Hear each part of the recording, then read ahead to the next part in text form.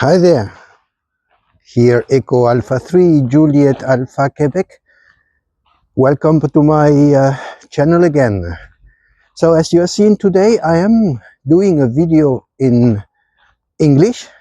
Normally I do it in Spanish for the ham community in Spanish because there is so little content out there on ham amateur radio and on POTA. But I thought this one got a lot of views. The Spanish version of this video got a lot of views, a lot of interest.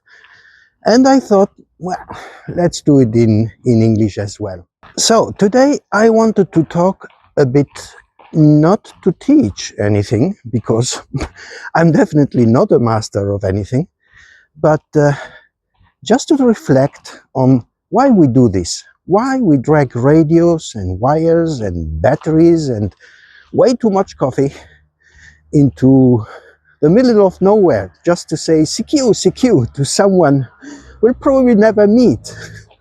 You know, sometimes I ask myself that when I'm untangling an antenna for the 5th time. For me, POTA, Parks on the Air, is part an adventure, part science experiment, and part meditation. It's about getting out there, enjoying nature, and making real connections through the air. No internet, no algorithms, just a bit of a ref and luck. But there is also a side of this hobby that's a bit like a sport. Some people think of contesting as a competition, like who can make more contacts faster. And yes, there's a scoreboard, and it's fun to climb it. And I think most of us aren't really competing against anyone. We're competing with ourselves to be smoother, to be faster, a little bit better than last time. Each QSO is like a little victory. Maybe your signal makes it across Europe, or maybe you just get through this pile-up with just 5 watts and a wire. Either way, you get that yes moment.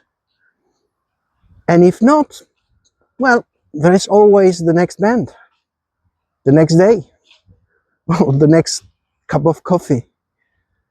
Contesting and POTA both have this same spirit, I think. It's a sport, but one where the goal is improvement, not domination. It's not about winning, it's about discovering. What can I do with what I've got today? And honestly, that's kind of refreshing, because in everyday life, competition can get ugly. Stress, ego, showing off. But here, under the trees, with a radio and a thermos, it's peaceful. You might lose a contact, but you gain perspective. And then there's the nature part. You set up under a pine tree, plug in the tuner, and suddenly your signal bounces off the ionosphere and lands 3,000 kilometers away. That still blows my mind. We're basically bending the atmosphere for fun. And while we are out there, we notice things. How humidity changes your SWR, how the wind shakes your wire, and how quiet 20 meters sound when you turn off the transceiver.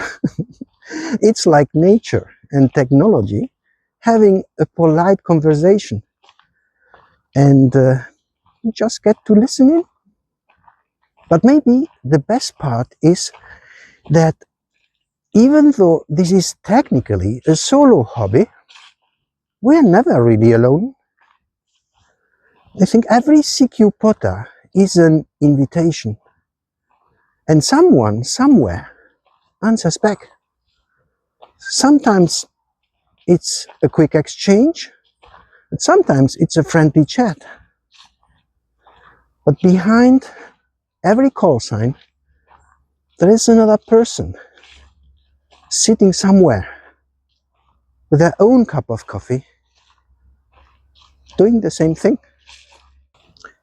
I think that's what keeps me coming back. I may not have the biggest station or the best antenna, but every time I activate a park, I feel like I'm part of something global, a network of people who just love experimenting, learning, and connecting. And yeah, I still make mistakes. Wrong frequency, tangled wire, wrong place, bad logging, you name it. But that's part of the fun. Nobody's judging. We are all out there chasing the same magic in our own way. So whether you're activating or hunting or contesting or just listening, don't forget to enjoy the moment. Because at the end of the day, POTA and radio in general are about curiosity, creativity, and a little bit of chaos. And if along the way we learn something or make someone stay with a contact, that's already a win. But all right, I'll stop philosophizing now and I'm going to go untangle my antenna. Thanks for watching, and as always, 73 and good DX from Echo Alpha 3 Juliet Alpha Quebec Eladio.